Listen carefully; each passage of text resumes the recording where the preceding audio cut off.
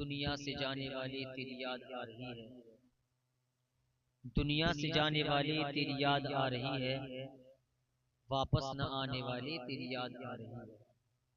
जिस दिन से तू गया है घर सूना हो गया है, जिस दिन से तू गया है घर सूना हो गया है। खुशियां लुटाने वाले तेरी याद आ रही है, खुशियां लुटाने वाले तेरी याद आ रही है। ये आलिशान बंगले किसी काम के नहीं हैं, ये आलिशान बंगले किसी काम के नहीं हैं, मखमल में सोने वाले मिट्टी में सो रहे हैं। प्यारे दोस्तों, मौत मोमिन के लिए तोहफा है। जब हजरत बिलाल रज़ी अल्लाह ताला बीमारी में मुब्तला थे, इतने बीमार हो गए कि लोग समझने लगे कि हजरत बिलाल अब इस दुनिया से रुखसत होने वाले हैं। तो आपकी बीवी रोने लगी, हाय अफसोस हाय अफसोस, इस तरह के उनके अल्फाज थे। हजरत बिलाल ने आंखें खोली और कहा, ए मेरी शरीक हयात, क्या तुम ये कह रही हो हाय अफसोस? हजरत बिलाल ने कहा, तुम अफसोस करती हो? मैंने आका अलैहिस्सलाम को काफी जमाने से नहीं देखा है, जब मैं कब्र में जाऊंगा तो अपने महबूब का दीदार करूंगा। सुभान अल्लाह। मैं बता रहा था कि मोमिन के लिए मौत एक तोहफा है, लेकिन मौत आनी है, बरहक है। हम पूरी जिंदगी गुनाहों में गुजार दें तब भी हमें मौत आनी है, पूरी जिंदगी हम अच्छे अमल में गुजार दें तब भी मौत आनी है।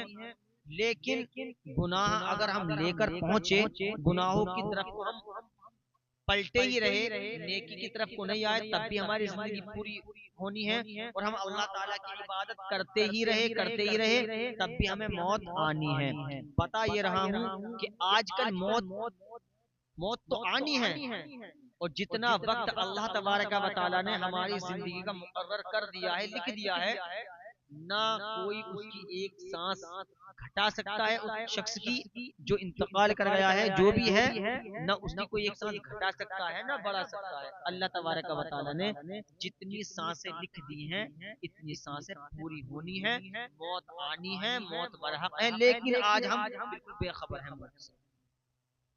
आज हमने अल्लाह के फरमान को हमने छोड़ दिया, अल्लाह के प्यारे नबी के फरमान को हमने छोड़ दिया।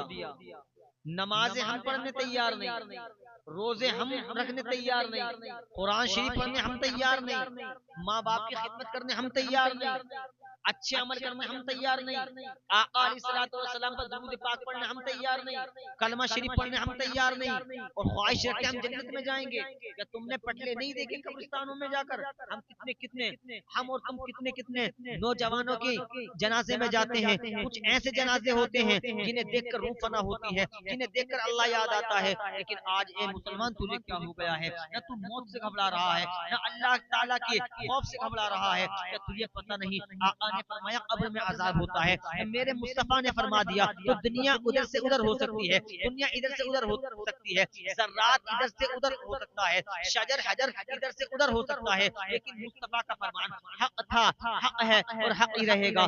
आज हम कब्रिस्तान जाते हैं, हम नमाज जनाजा में जाते हैं, लेकिन जैसे ही मुर्दे को कब्र में रख दिया जाता है, हम वहां पर अल्लाह ताला का खौफ हमारे दिलो दिमाग में होता है कि आज से कोई गुनाह नहीं करेंगे। हम पटले भी लगाते हैं, हम मिट्टी भी देते हैं, उन कब्रों को भी देखते हैं जिन कब्रों को 20-20 साल हो गए, 20-20 साल हो गए, 30-30, 50-50 साल की कब्र आज भी मौजूद है कब्रिस्तानों के अंदर। उनके पटले बिल्कुल सूख चुके हैं, गल चुके हैं, लेकिन उन पटलों को देखकर भी हमें अल्लाह ताला का खौफ हमारे दिल में नहीं आता। प्यारे मुसलमान, मौत आनी है, मौत की क्यों ना तैयारी कर ली जाए, क्यों ना ऐसा कर लिया जाए कि जब हम कब्र में जाएं तो हमारी कब्र भी रोशन हो जाए, आखिरत भी रोशन हो जाए। लेकिन आज हमने जो है कब्र का खौफ भी निकाल दिया है, अल्लाह ताला का खौफ निकाल दिया है। कब्र में चाहते हैं कि उजाला हो जाए तो हमें नमाजों की पाबंदी हमें करनी पड़ेगी, कुरान की तिलावत हमें करनी पड़ेगी, अल्लाह ताला के महबूब पर दुरूद पाक कसरत से पढ़ना पड़ेगा, कसरत से पढ़ना पड़ेगा, और हमें अच्छे अमल करने होंगे, तभी हमारे कब्र में रोशनी होगी। कब्र एक अंधेरी जगह का नाम है, कब्र एक कोठरी है, कब्र पुकार पुकार कर कहती है ए आने वाले आ तो रहा है, लेकिन सोच समझ कर आना,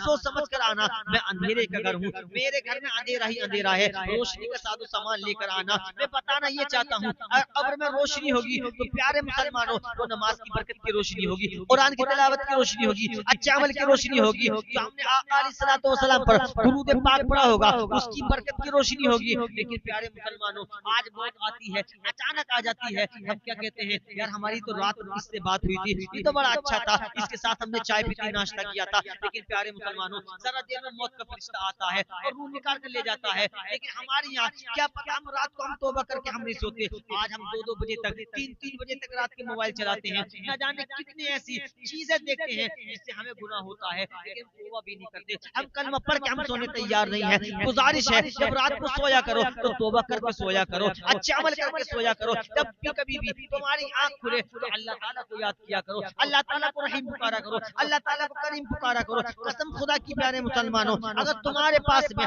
नमाजों की पाबंदी होगी, कुरान की तिलावत होगी, अच्छे अमल होंगे, आका अलैहिस्सलातु वस्सलाम पर तुमने दुरूद पाक पढ़ा होगा, तो कसम खुदा की प्यारे मुसलमानों, तुम्हारी दुनिया भी रोशन होगी, कब्र भी रोशन होगी, आखिरत भी रोशन होगी। आज हमने मौत को हल्के में ले लिया, आज हम समझने तैयार नहीं, कहाँ खोए हुए हैं हम। मौत जरा देर में आ जाएगी। अरे उन माओ से पूछो जिनके जवान जवान बेटे इस दुनिया से चले गए, उन बाप से पूछो, जवान बेटा हुआ कमाने लायक, लेकिन वो जवान बेटा भी इस दुनिया से चला गया। कभी उस बाप से और माँ से पूछो कि पूरी जिंदगी वो कैसे गुजारेंगे, कितनी ख्वाहिशें होती है माँ बाप की कि हमारा बेटा बड़ा होगा, हम इसकी शादी करेंगे, चांद जैसी दुल्हन इसके आंगन में खड़ी कर देंगे लाकर। लेकिन मौत किसी को नहीं छोड़ती। जिसका वक्त मेरे रब ने जितना लिख दिया वो पूरा होना। कहाँ चली गई हमारी ये शर्म? हम अल्लाह ताला के महबूब के सामने हम कैसे खड़े होंगे? इमाम हसन इमाम हुसैन रज़ी अल्लाह ताला के सामने हम कैसे खड़े होंगे? जिसकी जवान बहन जवान बेटी रुखसत हो चुकी है, उसके दिल से पूछे उसके दिल पर कैसी बिजली गिरती है। आज हम समझने तैयार नहीं है। मौत को हमने हल्के में ले लिया। कब्रिस्तान जाते हैं वक्त इतनी देर तक खौफ रहता है। बाज इंसान को हमने देखा कब्रिस्तान में भी हंसी मजाक चल रही है। फारूक आजम रजी अल्लाह ताला के बारे में फरमाते हैं उलमा कि जब फारूक आजम रजी अल्लाह ताला कब्रिस्तान जाते थे तो आप रोया करते थे, आप रोया करते थे। ये मैं फारूक आजम रजी अल्लाह ताला के बारे में बता रहा हूँ, जिसको मेरे नबी ने अदालत की कुंजी बख्शी दी, अदालत की दौलत बख्शी दी, अदालत का बादशाह बना दिया, आधी दुनिया के मालिक थे आप।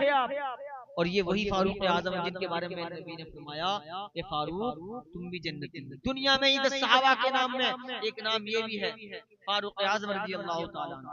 वो अल्लाह की बारगाह में जब खड़े होते थे तो कब कपाते थे। आपसे पूछा गया आप क्यों कब कपाते हैं, तो कहा मुझे डर लगता है कहीं नमाज पढ़ते पढ़ते मुझसे गलती ना हो। वो सहाबी जो जन्नती है, बिल्कुल पक्के जन्नती हैं। मैंने बताया ना, शजर अजर इधर से उधर हो सकता है, जर्रात इधर से उधर हो सकता है, लेकिन मुस्तफा का फरमान हक था, हक है और हक ही रहे। इसलिए मौत को याद करो, कसरत से मौत को याद करो। ये नहीं है कि बद्दुआ देकर के अल्लाह मुझे मौत दे दे, मैं परेशान हो गया मुझे नहीं। मोमिन मौत से नहीं डरता, इसलिए नहीं डरता कि उसे पता है ये उसके ईमान में शामिल है कि जब मैं कब्र में रख दिया जाऊंगा तो मेरे सामने आका अलैहिस्सलातु वस्सलाम का चेहरा नजर आएगा, मुझे दीदार कराया जाएगा। जब आका अलैहिस्सलातु वस्सलाम दीदार के लिए आएंगे अपना कराने, जब आका अलैहिस्सलातु वस्सलाम को हम दीदार करेगा तो फिर कोई खौफ नहीं होगा, कोई डर नहीं होगा। लेकिन आज हम तख्तों को देखें जो आज हम कब्रिस्तान में जाते हैं और हम सिर्फ जनाजे तक ही बस डर रहता है, जब तक मिट्टी देते हैं, जब तक हम कब्रिस्तान में रहते हैं, जब तक हमारे दिल में खौफ रहता है कि आज से कोई गुनाह नहीं करेंगे। लेकिन जैसे हम कब्रिस्तान से निपटे, वहां से फारिग हुए, फिर हम गुनाहों में फिर गुनाहों की तरफ ही पलट गए। प्यारे मुसलमानों, पलट आओ। ये जमाना इस कदर नाजुक हो चुका है, हमारी तुम्हारी आंखों के सामने ऐसे ऐसे इंतकाल हो रहे हैं कि अल्लाह ताला हम सबका ईमान की खातिमा नसीब फरमाए, वरना कोई गुंजाइश नहीं। हालांकि गुंजाइश तो अभी नहीं है, बोल पा रहा हूँ, मौत आ जाए कोई भरोसा नहीं, लेकिन मौत की तैयारी, कब्र की तैयारी रखें, कब्र की तैयारी में रहें, आखिरत को ना भूलें। हम लोग जी रहे हैं ना, एक हिसाब से ख्वाब है ये, ये पूरी जिंदगी हमारा ख्वाब है। हमारी आंख कहाँ खुलेगी? कब्र में। जब कब्र में आंख खुलनी चाहिए तो उजाला ही उजाला होना चाहिए। इसलिए मौत को याद करें। न जाने मौत ये नहीं देखती प्यारे मुसलमानों, किसी के छोटे छोटे बच्चे छूट गए। मौत ये नहीं देखती कि इसके माँ बाप अकेले रह जाएंगे, ये बिलक बिलक करोगे। नहीं, अल्लाह ताला ने एक कानून बना दिया है। अल्लाह तबारक व तआला ने जिसकी जितनी सांसें लिख दी हैं वो पूरी होनी है। चाहे बीमार होकर कोई इंतकाल कर जाए, चाहे कोई अचानक इंतकाल कर जाए, चाहे कोई 20 साल से चार पार पे ही पड़ा रहा या तख्त पे ही पड़ा रहा, मौत ना आई, 20 साल के बाद मौत आई, लेकिन जितनी सांसें अल्लाह ताला ने लिख दी हैं वो पूरी होनी है। बाद के पछताने से बेहतर ये है कि हम कब्र की और हश्र की तैयारी कर लें। और सुनो प्यारे मुसलमानों, ये तो खुश नसीबी है हमारी कि शरीयत ने इतना बड़ा हमें हुक्म सुना दिया कि ये कम बड़ी बात थोड़ी ना है कि हमें कब्र में आका अलैहिस्सलातु वस्सलाम का दीदार कराया जाएगा। और जो नेक होगा, जिसने अमल अच्छे किए होंगे, तकवा हासिल किया होगा, उसके जिस्म को कब्र की मिट्टी नहीं खाएगी। सबसे बड़ी खुशखबरी तो ये है कि आका अलैहिस्सलातु वस्सलाम का दीदार कराया जाएगा। और अच्छा आदमी होगा, अच्छा अमल करने वाला होगा, तो उसके जिस्म को मिट्टी नहीं खाएगी कब्र। जिसने आका अलैहिस्सलातु वस्सलाम पर दुरूद पाक पढ़ा होगा, उसके जिस्म को मिट्टी नहीं खाएगी। और क्या चाहिए? जन्नत चाहिए तो जन्नत जैसे हमें अमल करने हैं, जन्नत चाहिए तो जन्नत वाले हमें काम करने हैं। इसलिए मौत को याद करें, क्योंकि बाद के पछताने से बेहतर ये है कि बाद का पछताना नहीं रहना चाहिए, हम पहले ही तैयारी करें। शायर फरमाते हैं, ख्वाबे गफलत में सोए हुए मोमिनों, ऐशो इशरत बढ़ाने से क्या फायदा, आंख खोलो जिक्र हक का करो, यूं जवानी गवाने से क्या फायदा। जब जवानी ढलेगी तो पछताएगा, अब रोने रुलाने से क्या फायदा, अब रोने रुलाने से क्या फायदा। इसलिए मैं कहता हूँ, गुजारिश करता हूँ कि आप नमाजों की पाबंदी करें, अपने बच्चों को पाबंदी नमाज कराएं, अपनी बच्ची को सैयदा तैयबा आबिदा साजिदा सैयदा फातिमा ज़हरा रज़ी अल्लाह ताला अन्हा की कनीज़ बनाएं, अपने बच्चों को आशिक रसूल बनाएं। अल्लाह पाक हम सबका ईमान पर खातिमा नसीब फरमाए। मौत आने से पहले पहले अल्लाह ताला हमारे ईमान को सलामत रखे, महफूज रखे। अल्लाह तबारक व तआला हम सबको इस पर अमल करने की तौफीक अता फरमाए।